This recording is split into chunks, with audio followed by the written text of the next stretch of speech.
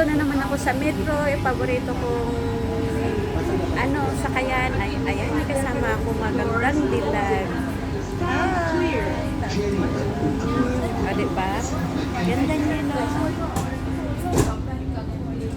Siya yung, yung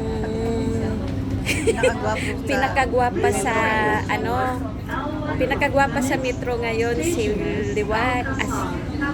Okay. Meron pang isa. Ayun o. Yun. Pinakagwapo ngayon dito sa metro. Sir Lawrence. Mag-hi ka naman. Mag-hi ka. Sa followers ko.